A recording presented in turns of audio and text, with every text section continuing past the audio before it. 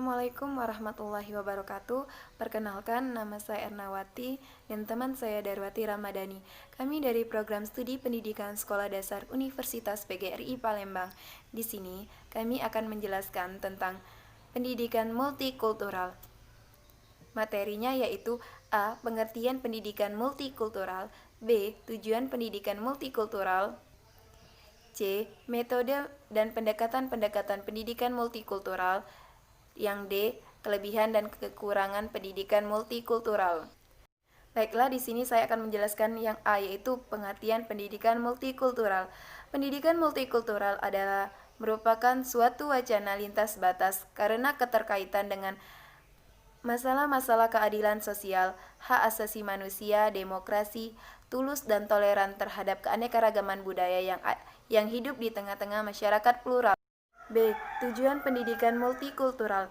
Tujuan pendidikan multikultural ada dua, yaitu tujuan awal dan tujuan akhir. Tujuan awal merupakan tujuan sementara, karena tujuan ini berfungsi sebagai perantara agar tujuan akhirnya tercapai dengan baik.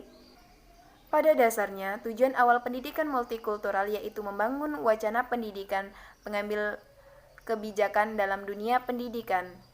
Harapannya adalah apabila mereka mempunyai wacana pendidikan multikultural yang baik, maka kelak mereka tidak hanya mampu untuk menjadi transformator pendidikan multikultural yang mampu menanamkan nilai-nilai pluralisme, humanisme, dan demokrasi secara langsung di sekolah kepada para peserta didiknya. Sedangkan tujuan akhir pendidikan multikultural adalah peserta didik tidak hanya mampu memahami dan menguasai materi pelajaran yang dipelajarinya, akan tetapi diharapkan juga bahwa para peserta didik akan mempunyai karakter yang kuat untuk selalu bersikap demokratis, pluralis, dan humanis, karena hal tersebut adalah ruh pendidikan multikultural. Baiklah, di sini saya akan melanjutkan penjelasan dari Saudari Ernawati, yaitu yang bagian C, metode dan pendekatan pendidikan multikultural. Adapun metode yang dapat digunakan dalam pendidikan multikultural adalah sebagai berikut. Yang pertama yaitu metode kontribusi. Dalam penerapan metode ini, pembelajaran diajak berpartisipasi dalam memahami dan mengapresiasi kultur lain. Yang kedua, metode pengayaan. Materi pendidikan, konsep, tema, dan perspektif bisa ditambahkan dalam kurikulum tanpa harus mengubah struktur aslinya. Yang ketiga yaitu metode transformatif. Metode ini secara fundamental berbeda dengan dua metode sebelumnya. Metode ini memungkinkan pembelajaran melihat konsep-konsep dari sejumlah perspektif budaya, etnik, dan agama secara kritis. Yang keempat yaitu metode pembuatan keputusan dan aksi sosial. Metode ini mengintegrasikan metode transformasi dengan aktivitas nyata di masyarakat, yang pada gilirannya bisa merangsang terjadinya perubahan sosial. Pembelajaran ini tidak hanya dituntut untuk memahami dan membahas isu-isu sosial, tapi juga melakukan sesuatu yang penting berkaitan dengan hal itu. Adapun pendekatan-pendekatan yang mungkin bisa dilakukan dalam pendidikan kultur adalah sebagai berikut. Pendekatan historis. Pendekatan ini mengandaikan bahwa materi yang diajarkan kepada pembelajaran yang menengok kembali ke belakang, maksudnya agar pembelajaran dan pembelajar mempunyai kerangka berpikir yang komplit sampai ke belakang untuk kemudian merefleksikan untuk masa sekarang atau mendatang. Yang kedua yaitu pendekatan sosiologis. Pendekatan ini mengandaikan terjadinya proses kontekstualisasi atas apa yang pernah terjadi di masa sebelumnya atau datangnya di masa lampau. Dengan pendekatan ini, materi yang diajarkan bisa menjadi aktual bukan karena dibuat-buat, tetapi karena senantiasa sesuai dengan perkembangan zaman.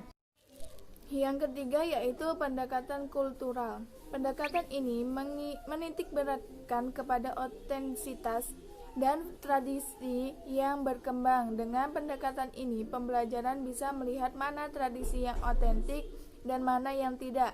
Yang keempat yaitu pendekatan psikologis. Pendekatan ini berusaha memperhatikan situasi psikologis seseorang secara tersendiri, mandiri.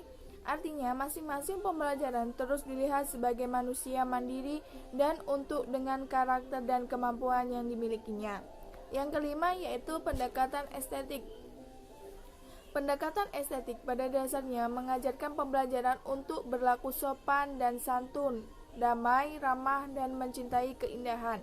Yang keenam yaitu pendekatan perspektif gender. Pendekatan ini mencoba memberikan penyadaran kepada pembelajar untuk tidak membedakan jenis kelamin karena sebenarnya jenis kelamin bukanlah hal yang menghalangi seseorang untuk mencapai kesuksesan. Kemudian bagian D yaitu kelebihan dan kekurangan pendidikan multikultural.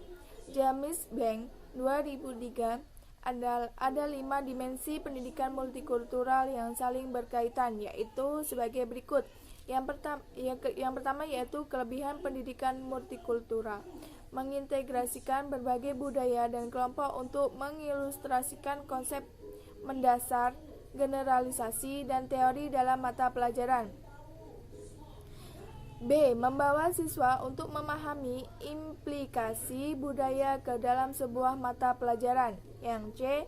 Menyesuaikan metode pengajaran dengan cara belajar siswa dalam rangka memfasilitasi prestasi akademik.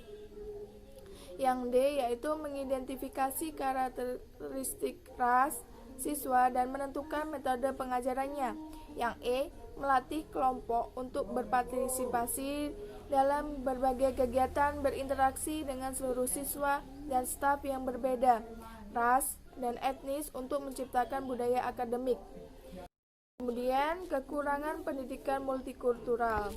Yang pertama yaitu perbedaan pemaknaan terhadap pendidikan multikultural. Perbedaan pemaknaan akan menyebabkan perbedaan dalam mengimplementasikannya.